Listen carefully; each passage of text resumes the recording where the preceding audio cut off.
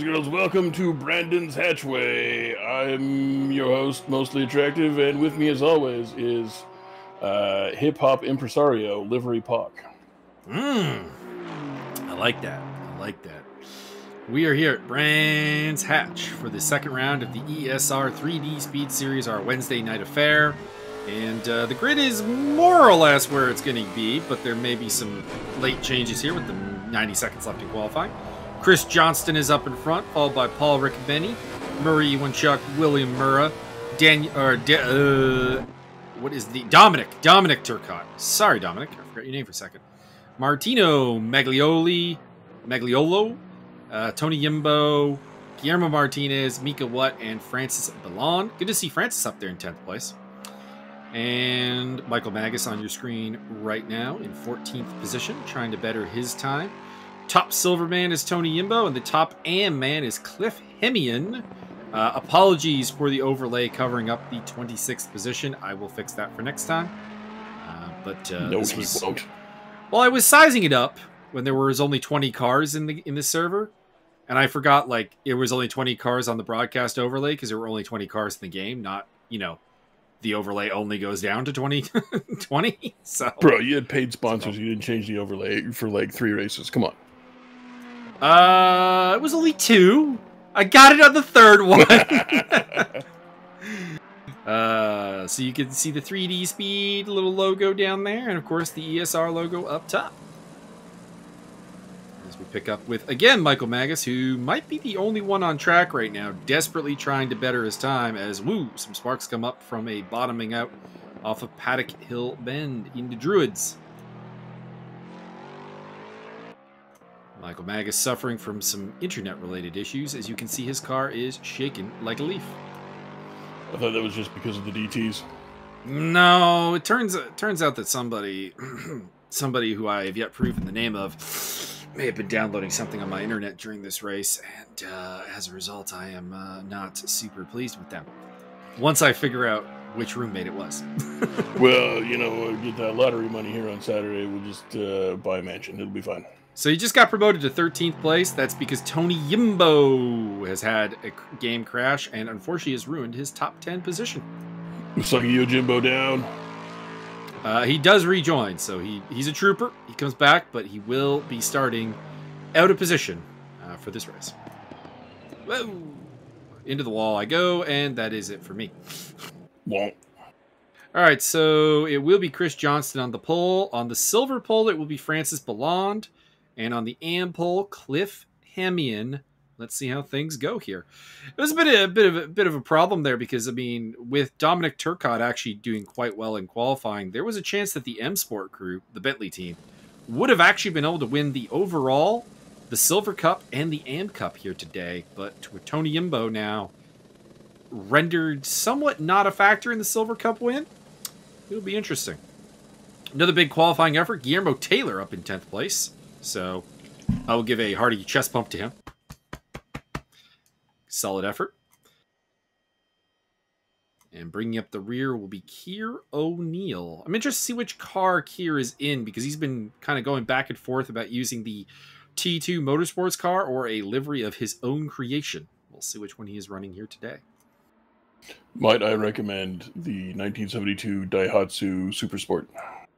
That would be a car, not a livery, I would think. Or is that a livery? Is there actually a livery with that? If there isn't, we should make one. There's your challenge, Mr. Justin Swan. You will pick whatever car in this game and try to make it look like a Daihatsu. Hell yeah. So it will be Johnston and Riccobeni leading the way, and Murray Iwanchuk starting from 3rd with William Murrah. So it's double... Interesting bit. 2 front engine cars, then 2 mid engine cars, and then he gets ruined by that Porsche of Maglioli in 6th place because, you know, that has to be the thing.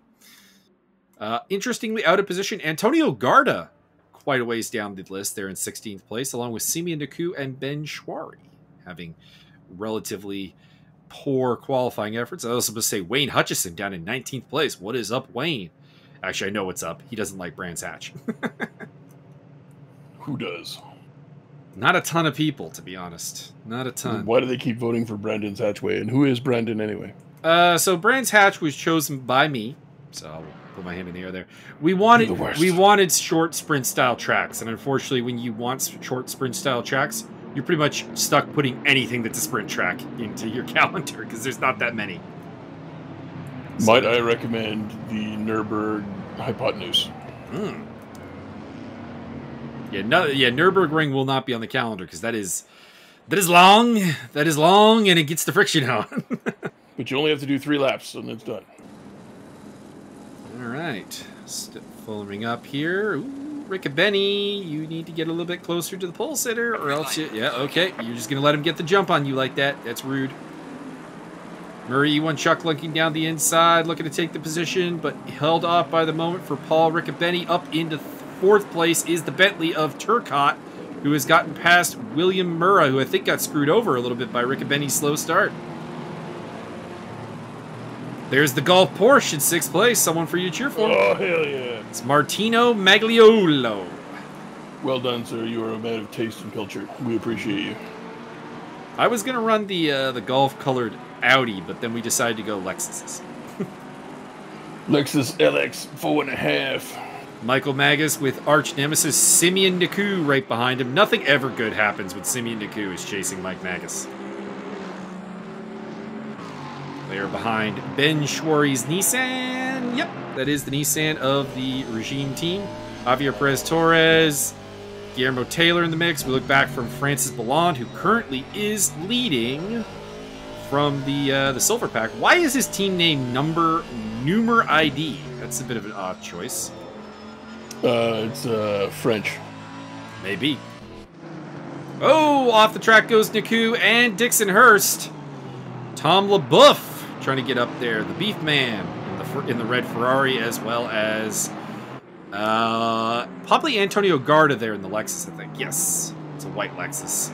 And there is no Zoltan Kalmandi here today, who normally would run that same livery. So that simplifies my life a little bit.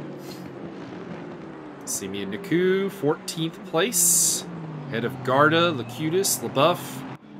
And Hurst has recovered. Tony Yimbo's back out on track, but in dead last.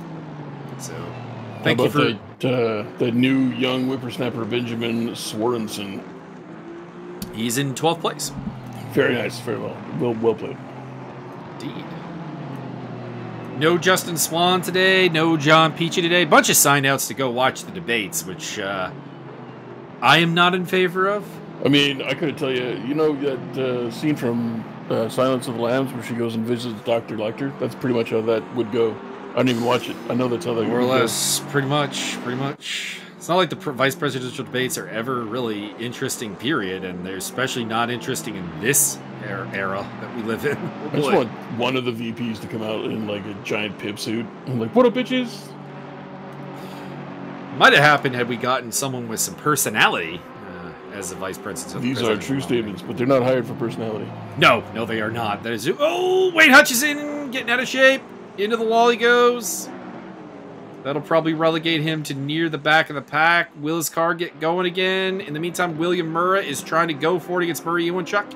He's gotten back past dominant Turcotte, but he goes wide into Paddock Hill bend, and that lets Turcotte back through in the Bentley.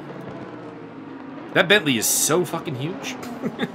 Also going through, Martino Magliolo in the Golf Porsche. Ha-cha-cha. Fifth place.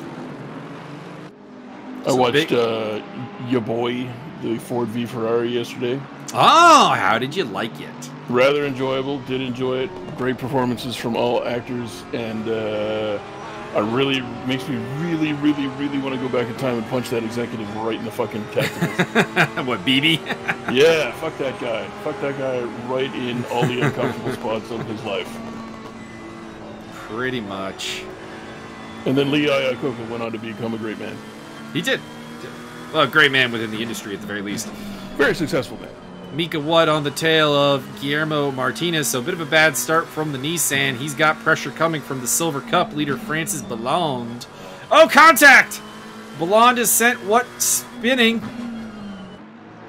And he may have damaged himself because he is going very slow. I'd like to see that real quick. Also, once again, if you have any suggestions for the camera work or auto director settings, please let us know. Help me bully Mike into doing only helicopter shots. I can't. It's not an option. If it was an option, I'd do it. Well, that makes it even funnier then. Martinez now pretty alone in 7th place, so no offense, Guillermo. Can we get the camera off of you? I feel like there's better action happening He's elsewhere. very attractive. Guillermo is very attractive. Actually, I do really like the livery he came up with there with the little devil on the front. It's very neat, very nice. Oh, I thought that was just 2 Red Bulls smashed together. Nope, that's a little devil in a go-kart. Yeah, I'm gonna go with double Red Bull for me. And he says total on the back. Don't talk shit about total. Well, they all say total on the back. That's Don't talk shit about a serious total. sponsor. Riccobeni leads from Johnston. I would like to see how he got ahead of him. E1 Chuck in 3rd place. Turcotte, Murrah, Maglioli has dropped back to 6th, so Murrah's back up a spot. Martinez, Taylor, Javi Perez Torres up into 9th, and Ballon back to 10th. Did you say Maglioli instead of Magliolo? Magliolo. I have a friend named Maglioli. It's gonna happen. How unprofessional. He said ironically. I mean, if you came here for professionalism, I don't know what to tell you. Well, I know what to tell him, but I ain't gonna say it out loud. So Riccobeni's still in lead. Man, the camera loves you, Guillermo. I don't know what's up with it right now. You're not really close to anybody, so there must be something causing it to stick with him. That would be pancakes. And behind him, there's a fantastic battle going on between Taylor, Perez Torres, Ballon, Schwari, Naku, and Magas. Tony Yimbo. Magas, I've never heard of him. Tony Tell me Yimbo about up him. on the back of teammate Cliff Hemian. We'll see if there's any team orders in play here. Well, I don't know if there were team orders, but Cliff made it real easy by going Slightly very wide too. at Jim Clark. Curve. The M Sport crew sporting the gold and black Bentleys instead of the green and black Bentleys. Tell me more of this young, new, and exciting up-and-comer Mike Magas. I mean, he's not really an up-and-comer. He is one of the younger guys in the field, stunningly enough. It's an old field. As far as I know, like, there's a number of people I don't know the ages of, but the ones that I do know the ages of, it does not make me feel old, we'll put it that way. I heard that It's a Rick rarity. Martel just turned 30 the other day. Doesn't look a day over 25. Correct. Chris Johnston back into lead. He's gotten it back against Paul Riccobeni. Ben Schwari is there in the lovely Crown Royal Nissan. What is your stance on the Crown Royal Nissan? Crown Royal is a fine beverage. Mix it with, go with like the sugar-free Coke, because there's already so much sugar in Crown Royal. You really, really, really don't need the extra.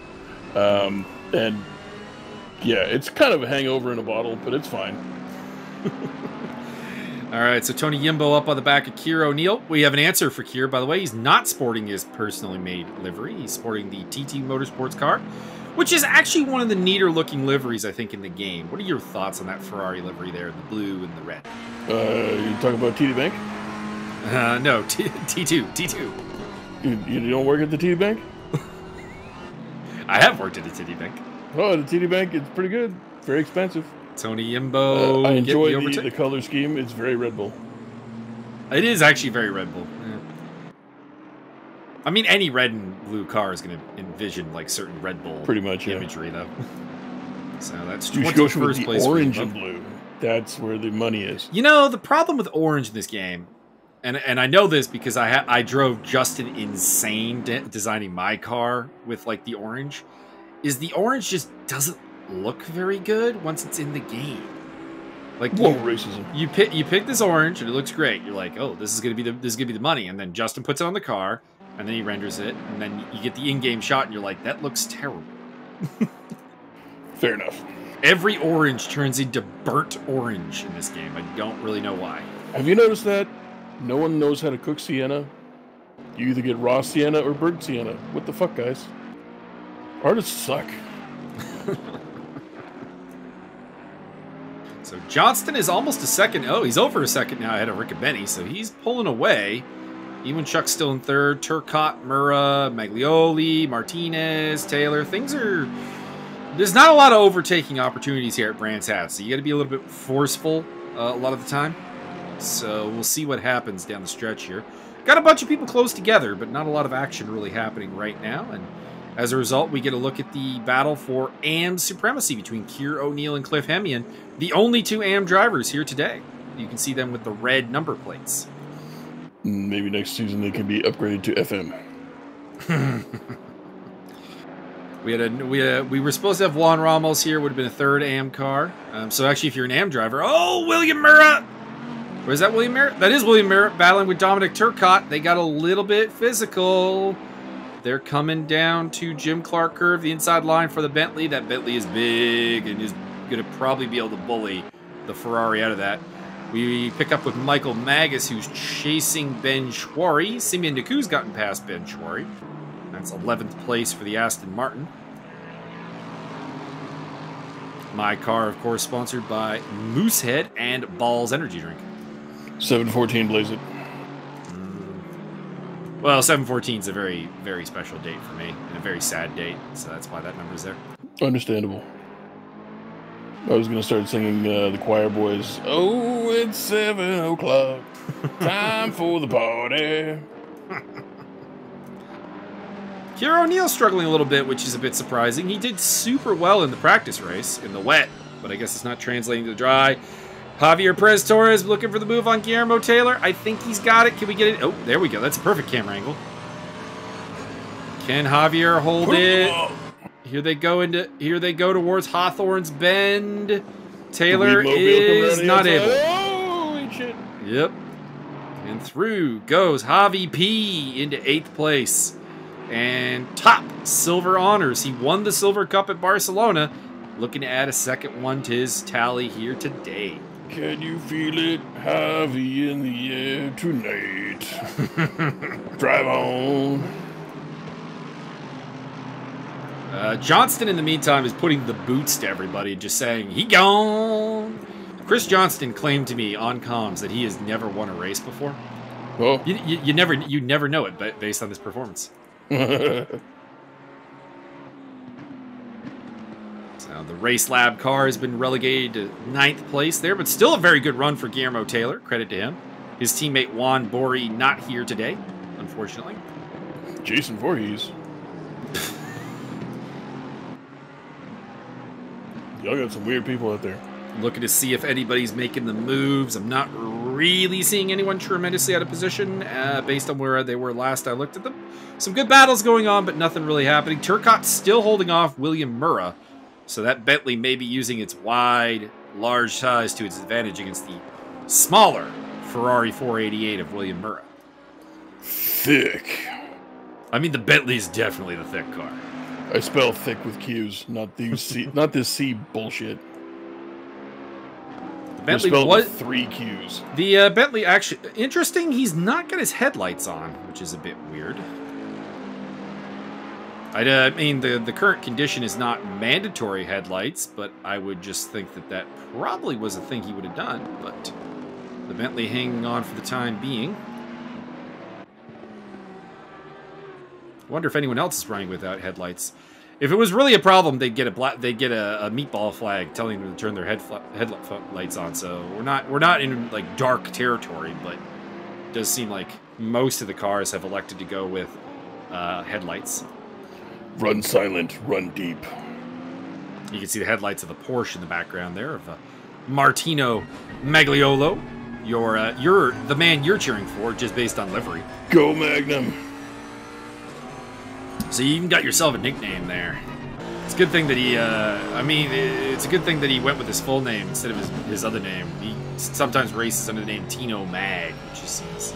Oh, okay. Short. Yeah, I wouldn't do that. Because I'm going to call you Tiny Tino if you're going to do that. That too.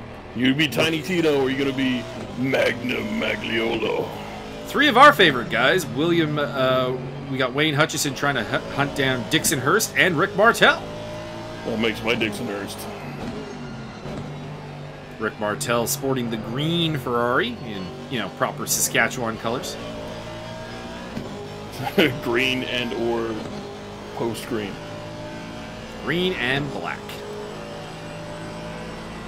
There's only 2 colors in Saskatchewan. You got green or fall. More or less. I mean, there's a lot of brown there, like a golden white. There's a little white. Wheat color.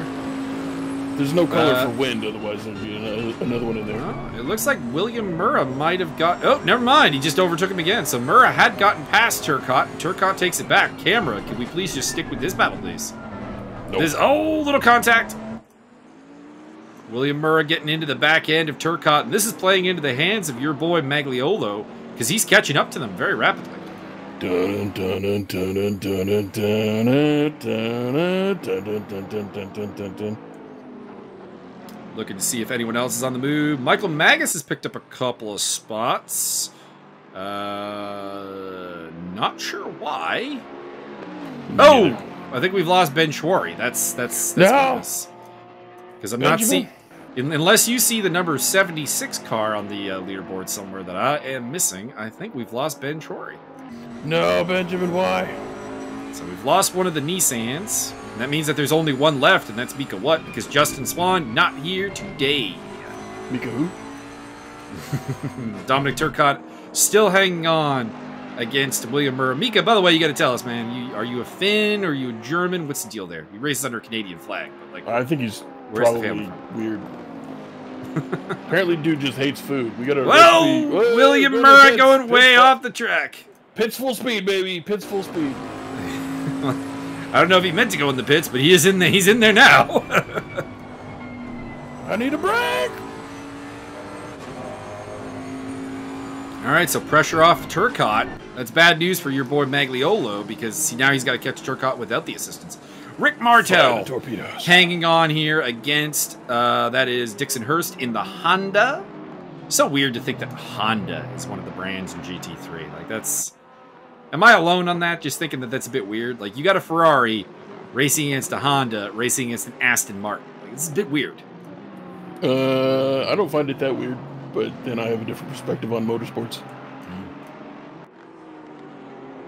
Now, not to say that the NSX is not a lovely and very expensive car, because it is. But it looks like Rick has gotten a little bit of a gap now. There is Rick Martel in the Rinaldi Racing Ferrari. Car 333. And then it is the car 34, the Honda of Dixon Hurst, and car 7, the Aston Martin of Wayne Hutchison. My goodness, who could have seen that coming? And then behind them, and the interesting man really is 17th place Tony Yimbo, who has overtaken Tom LaBeouf and is still on the charge. We've lost 2 cars at some point. Oh, Francis Ballond is gone. We've lost Francis and we've lost Ben. I believe the Bleach Blonde may have suffered some damage in the early destructive happenstance. There was some heavy contact. He was running after that, but it could be that the problem was terminal or otherwise just, you know, a little bit of rage, maybe a little bit of red mist. I don't know. We'll see. I know he was quite unhappy after the race, so. I'm just going to go with whatever damage he suffered was probably too extensive to recover from and just wasn't worth the pit time. True. In a 40-minute race, a pit stop is definitely a bit of a significant handicap. These are not races that are meant to have a pit stop. Case in point, William Murrah is in 21st place after his pit stop, and he was in the top 5 before that. And it looks like he may actually be a lap down to Cliff Hemian, so he is quite a ways behind. Oh, mistake by Rick! Dixon Hurst has got to run into, I think this is Surtees. I should actually pull up a track map to remember. Oh, very wide, Rick! Dixon and Wayne are through.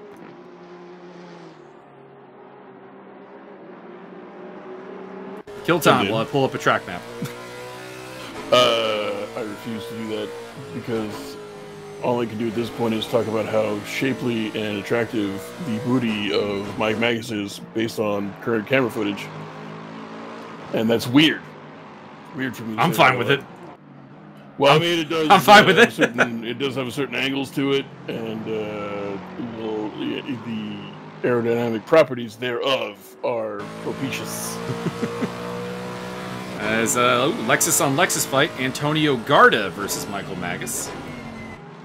Two of the least common GT cars in this field, but very popular amongst the crowd that we have here today because we've got the LZA Racing Team, which is running 3 Lexuses, and the Vortex GT team, which is running 3 Lexuses, and a Lexus also driven by Guillermo Wolf, who is not, or Guillermo Wolf, who is not here today. But whoa, what was that? I don't know what that was. That was enormously loud.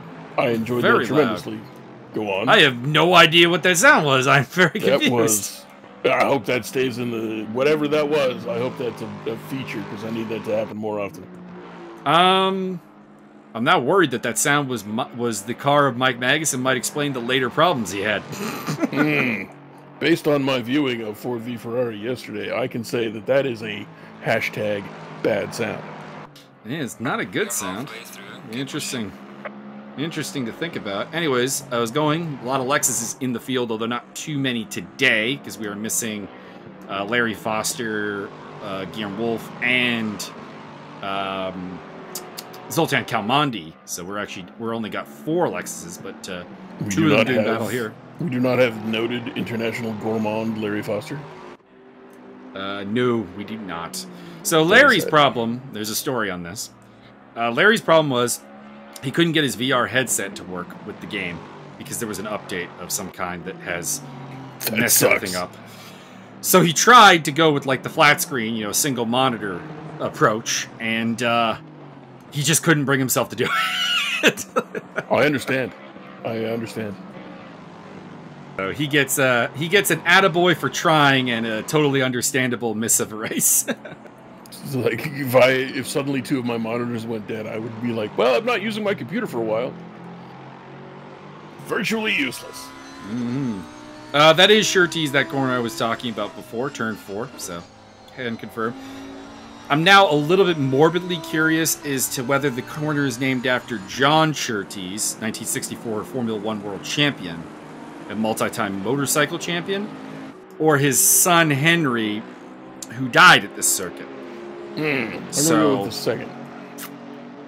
I think it was called Surtees before Henry died here, though, is the thing. I don't know. You racer guys are kind of morbid.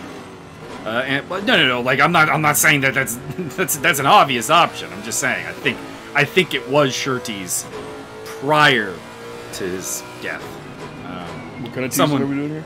Someone more familiar with British motorsports and Brands Hatch the track can inform me if I am mistaken or correct. Also, nobody told me that Ken... Okay, I don't want to spoil the movie. Anybody who hasn't seen 4v Ferrari, I'm not going to spoil it here, but there's a thing that I was not informed about that happens right at the end that I was a little disappointed. I'm aware of what you refer to. Exactly. So Keir O'Neill still is leading the AM class here against Cliff Hemian. Antonio Garda took 10th place there from Michael Magas while we were talking about other things. Tom LaBeouf is in the pit lane. That's not good. So that's 2 Ferraris who have had to pit here today. I wonder, just hypothesizing, if there was some kind of data mix-up with the Ferraris, because that is 2 of them who have made a pit stop in a race that is not supposed to have pit stops. Well, I mean, according to the historical document 4v Ferrari, pit stops for Ferraris are frequent and very mandatory. Well, that's a 24-hour race. Yeah. There's a lot of pit stops happening there. Ford v Ferrari, go watch it. It's it and Rush are pretty much the 2 really good, like semi-recent racing movies. And Days of Thunder. And Days of Thunder, if you like NASCAR, and the comedy of Tom Cruise. And of course the romantic comedy / period drama that is Talladega Nights. Talladega Nights. I don't consider that a racing movie, but I do recommend you go watch it. They will come straight at you like it's Spider Monkey. Rick Martel has repassed Dixon Hurst at some point. They briefly had Tony Yimbo between them, so I think actually Hurst had a moment and dropped back, but Yimbo has cleared both of them now and is up to 15th position. So, rundown: Chris Johnston, quite a ways out in front. Paul Riccobeni, Murray Ewanchuk, Dominic Turcotte. Martinez has gotten your boy Martino Magliolo has fallen all the way to 7th behind. It's just a bait play. It's fine. Behind Guillermo Martinez and your other boy Javier Perez Torres, who is all over the back. of Guillermo Martinez for 5th Javier place. to the front. Javier is doing great work as Wayne Hutchison gets past Mika What. Mika's got some damage on the front end. You can see the bonnet is open. We know he had some incidents with Francis Balland. Possibly something after that, I'm not sure. But probably is handicapping his car right now.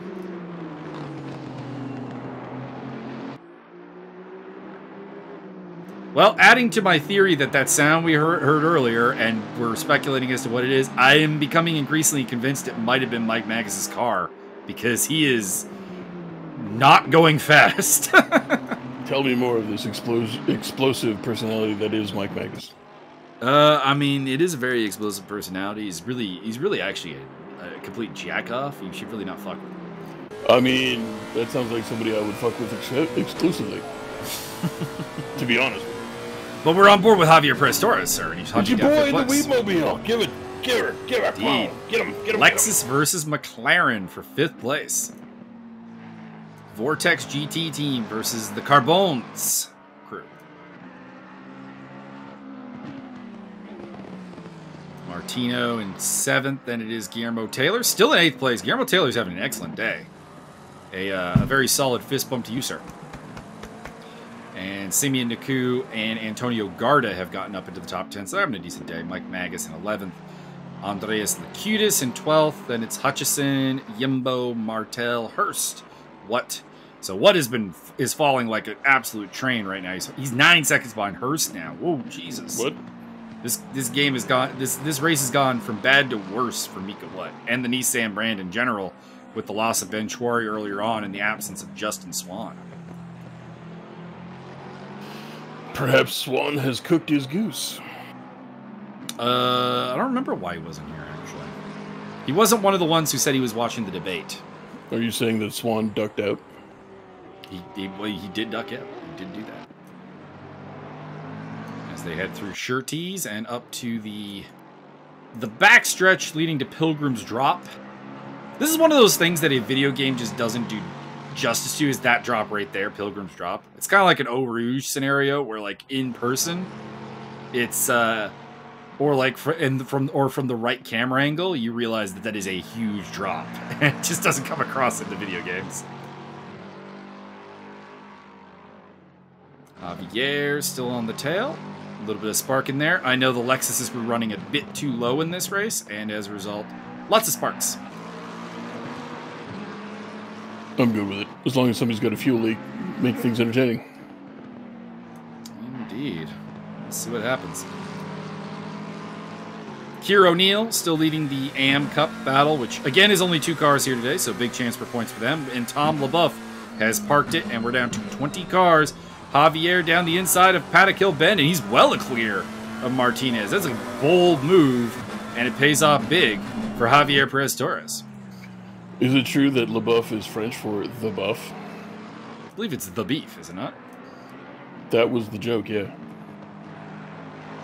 I'm going back to like making fun of him being for being Hamburger Man. Although I really shouldn't make fun of his name, because then he'll go back to being Tom Market Crash, which everybody was a little horrified by. I'm not. Why? What does that have to do with anything? Keir O'Neill spinning around there, and he'll lose his AM lead there to Cliff Hemian. Well, just like the word crash in a racing game. Oh, like just change your name to dude. Doesn't look good. Here's the ultimate. Change your name to Crash Override. That also wouldn't be great. I'm in favor of it. Being a fan of the movie Hackers, I am very big fan of the movie Hackers. Mika What in the pit lane, so his day continues to deteriorate a little bit. And Cliff Hemian suddenly finds himself up in 17th place. Hemian Naku.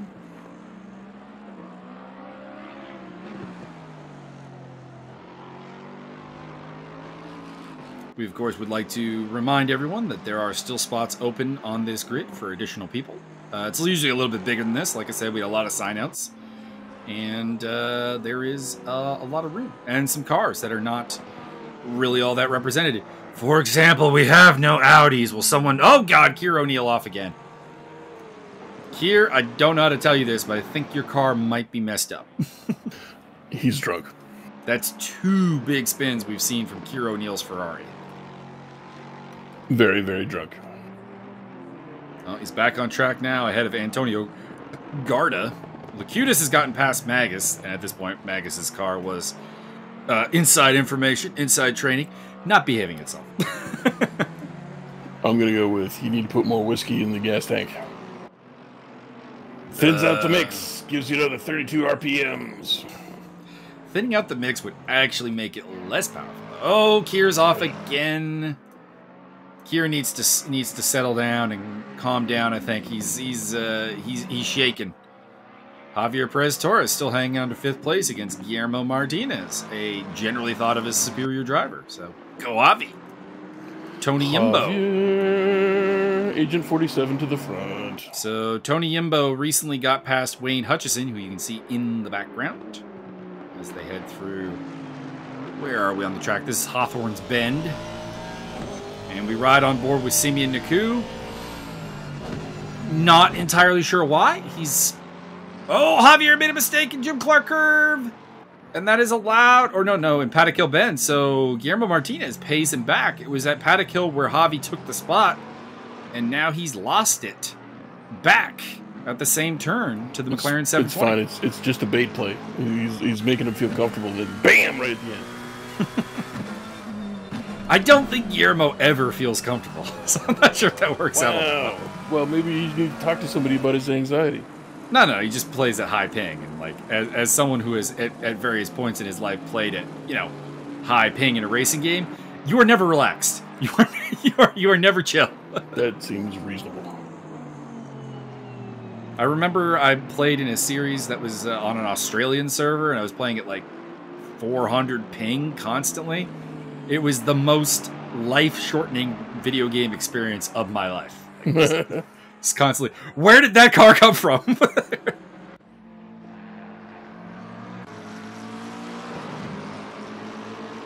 Got to the point where I just didn't even report accidents because like they would see the other guys replay and it's a completely different thing. Like it's not even remotely the same thing.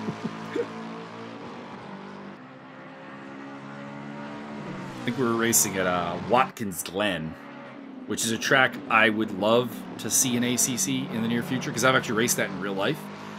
And I have a fascination with getting a track that I have raced a GT3 car in reality into ACC to compare what it's like. That would be exceptional. And there are 2 tracks, which are Beausport outside of Toronto, and Watkins Glen that would possibly do that are on SRO series. SRO is the racing organization that ACC has its license from. It'd be like the FIA for Formula One for those not in the know. I remember them from Ford versus Ferrari. There you go. It would be like it's like NFL is to Madden basically. Like Madden is the game, but NFL is like the license holder and so on. As Chris Johnston works his way through some back markers, that is Dixon Hurst, who's been in pretty much a battle with Rick Martel the entire day. So, good for them. Back to Javier. As we head to Jim Clark Curve. Last turn on the circuit. Is that named after another dead guy? No. Well, I mean, he is dead, but he's not named after... It's named after him because he's a 2-time world champion. Okay, that's good. He was a champion back in the 60s. So he is dead, but it's not a... It's more of a happy naming. It was named before he was a dead guy. I'd have to look it up. No proof of that. Okay, I see how it is. Have to look that up. You only get corners named after you if you're a dead guy. No, because there is one corner on this track that is named after a live guy. So. Ooh, tantalizing. Trying to remember which one it is now. It's corner number 4. Sterling's Bend. Named after Jim Sterling, noted video game auteur. Sterling Moss is who it's named after. I probably should have Googled if Sterling Moss is still alive. He is not. But in this case, I do specifically know that that corner was Sterling's Bend while he was alive. Fair enough. Spoiler alert, due to my after-action reports on Ford v Ferrari, I did some Googling, and Sterling Moss died in 2012, I believe. Okay, so Sterling Moss is dead, but that corner was named after him long before 2010. So I can say that much. It's been Sterling's Bend at least since the 90s. You know what? I am completely wrong. He died actually this year back in April. I was gonna say I had a vague memory that he was dead, but I didn't think it was that long. He was 90 years old. Yeah, that's a very natural causes on that one kind of scenario. Noted to be possibly the greatest driver never to win a world championship. Quite possibly. I'd say that probably has to fit. I don't even really know if I have another candidate. I'm just reading the top of Wikipedia here. He won 212 of the 529 races he entered across several categories of including completion. F1. Yeah. Described as the greatest driver who never to win a world championship in a 7-year span between 55 and 61. Moss finished as championship runner-up 4 times and third place 3 times. My God. So I can't even really think of it like a competitor for that title of best driver to never win a title. Correct. I mean, dude won almost half the races he ever entered. Period. He's an amazing driver. As Paul Riccobenni coming up to the fight between Dixon Hurst and Rick Martel over 15th place. Still going.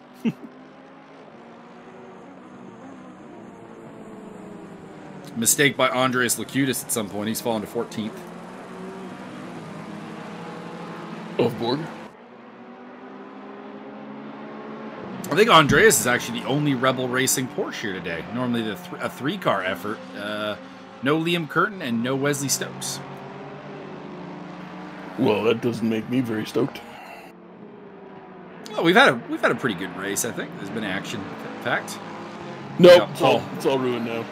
I mean, admittedly, once Johnston got clear of Riccobenni, he's kind of run away with it. But so the front has not been super interesting. Michael Magas trying to hang on against Tony Yimbo and Wayne Hutchison. He is. We know he's got problems right now as we ride on board with Murray Iwanchuk as he overtakes Keir O'Neill to put him down a lap. How about that Pablo Ricardo Bongo kid? He's doing quite well. I believe this is his first ACC series, actually. He's been taking it really seriously. He's been developing multiple different setups for our team, Vortex GT Racing, and he's been doing an excellent job. In April 1960, Moss was found guilty of dangerous driving. He was fined £50 and banned from driving for 1 year after an incident in Chetwynd, Shropshire, while test driving a Mini. Well done, sir. Well done. I feel like at the end of this race, I'm going to look up and see if Surtees is named for good reasons or bad reasons. You keep saying shirt tees, and I keep imagining things in my mind with ladies wearing shirts. I can't help it. His last name is Surtees. That seems fair. Murray Iwanchuk. Not really sure why the camera's with him right now. I mean, he is kind of hunting down Paul Riccobenni. He's actually got the gap down to about 1.5 seconds. But working his way through traffic here. Rick Martel getting the blue flag. A little bit of impatience there. There's a little flash of the headlights from Murray Iwanchuk. See, that's a realistic flash of the headlights, I would say. More flashing. The problem is when you come up to a blue flag guy and instantly flash the headlights, it's like, well, you're just a dick. As Mike Magas losing a spot to Tony Yimbo, that is for 11th place. Oh, contact at Graham Hill Bend. Yimbo off the track. They've also got William Murrah's lapped Ferrari in there, but like a Ferrari that also was in the top 5. So this is going to be a bit awkward. Wayne Hutchison going for it. Little contact. Wayne's got the slipstream from the Ferrari. Let's see if he can make a move here. And nope. Through Hawthorne's Bend, we are okay. Magas still hanging on against Hutchison and Yimbo. But as has been alluded, has problems with the car. Theoretically, possibly the lag spike from the download, could be the pedals being broken, or it could be that horrible sound that we had earlier, and we don't have any response for it. I believe that was the often heard about, but never actually witnessed mating call of the Sasquatch. Oh, 30 seconds to go. Javier is right on the tail of Martinez as they head down to Pilgrim's Drop. Can Javier get the job done? Talk about very different cars. The McLaren 720 versus the Lexus RCF. Very, very different car philosophies. One of them runs on straight vegetable. Why are we with Dominic Turcotte right now? No offense, Dominic, but I want the camera glued to Martinez versus Torres. The Bentley paid more money for screen time. Well, probably. Tony Yimbo's gotten past Wayne Hutchison and back into 12th place and is trying to get past Mike Magas. Race leader Chris Johnston is right behind them in the green Mercedes. And they're both going to get Magas as he makes a mistake at Surtees. And he'll also let the blue flag handled as goes Johnston. So Ewan Chuck's charge appears to have ended. He's 2.6 seconds down, so he is, I think, lost out on the battle for second place, but still a very respectable third place. So Wayne Hutchison may be the biggest mover today. Qualified 19th up to 12th. That's a 7th-place improvement. Well, actually, Tony Yimbo up ahead of him would be the answer, because Yimbo started from pit. Javi's got it! Javi's got it! Can we get the camera? There we go! Javi has got it. Can he hold on? This would be the last lap, presumably, for these two cars as they head around. I'm trying to figure out what turn we're at. This is Pilgrim's Drop into Hawthorne's Bend. Yep, so Johnston is your winner. Javier in the lead for 5th place on the final lap, and also a big victory in the Silver Cup, second consecutive victory in the Silver Cup. Martinez in 6th, Magliolo in 7th, Taylor, Naku, Garda, Yimbo. Magas has also finished the race because he's down a lap, as well as Locutus, Martel, Hurst. Hemian should be coming towards the end as well. Keir O'Neill is finished. Can Martinez fight back here into Jim Clark curve? Never. We go, and I think Javi's got it. Javier. Agent 47 wins again. Javier Perez Torres with a flash of the headlights takes home 5th. 1, 2, 3, 4, 5th. And your boy Martino in 7th place with a pretty reasonable run in the Golf Porsche. Correct. The power of the Gulf compels you. Taylor finishes 8th.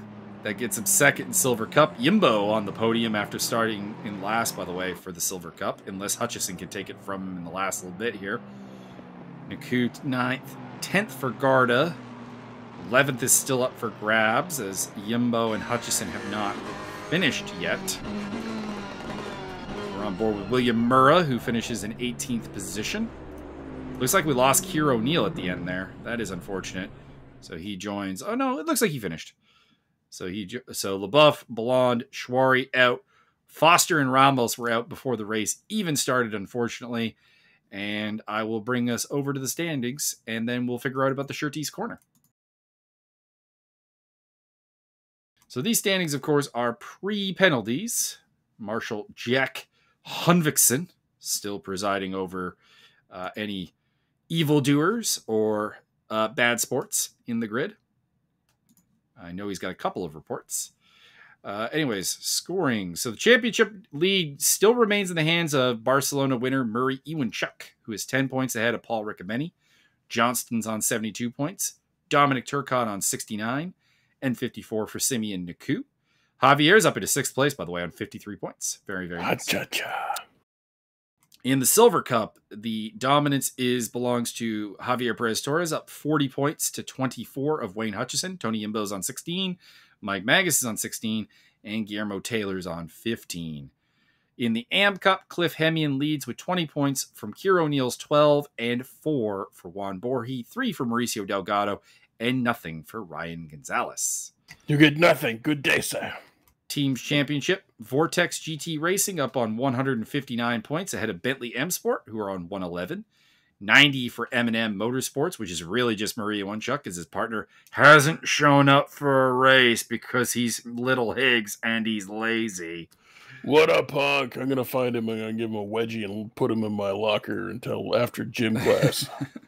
Cyberline Racing is tied with them on 90 points. That's a team of Richard Higgs, Simeon Naku, and Wayne Hutchison, with fifth place being filled out by LZA Racing on 69 points. That is Zoltan Kalmandi, Antonio Garda, and Larry Foster. Of course, the LZA, just their initials. Next up, we head to Zolder, which last time we were at Zolder, it was a thing. It was destructive. And we'll see if it happens again.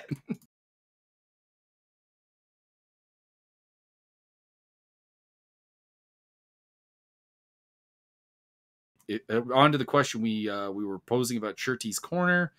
If you have no interest in finding that out. So I tried to look it up, but apparently I have no idea how to spell anything, so nothing came up on Google. Well, I've got an address. I've got the death of Henry Shirty's article here, so let's see if it mentions it there. He definitely died doing a thing, or not. He did. Unfortunately, he died at Sheen Curve, which I believe is also the name of a corner that actually has somebody alive to claim it. So that's nice.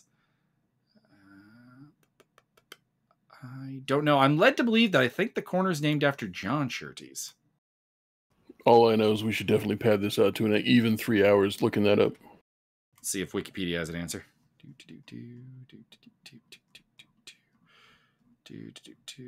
Like an explanation of corner names for like a circuit would be excellent, like just in general.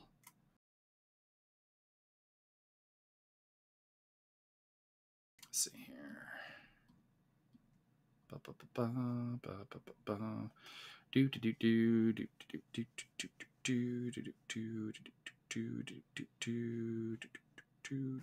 This is what weaponized autism sounds like. A little bit.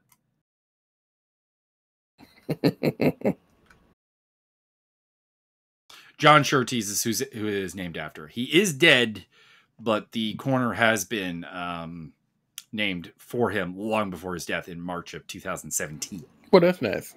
I mean, for, to complete the morbidity of the whole thing, his death is actually after that of his son. So there you go. Fair enough.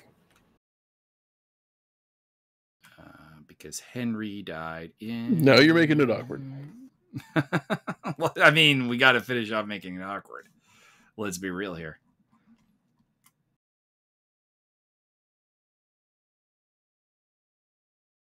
Uh, 2009. So yes, quite in advance. So there we go. It is named after the F1 world champion, not his son who died at the track. So it's the less morbid option. Fair enough. So there we go. Yeah, most of the corners around this circuit are named after world champions. Britain has the great fortune of actually being able to name most of their shit after world champions.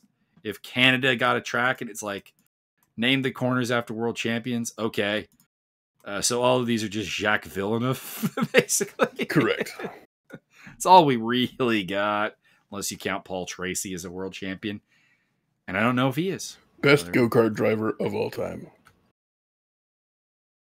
I am told the best go-kart driver of all time might actually be Alessio Lorandi. It just has never translated to cars, interestingly enough.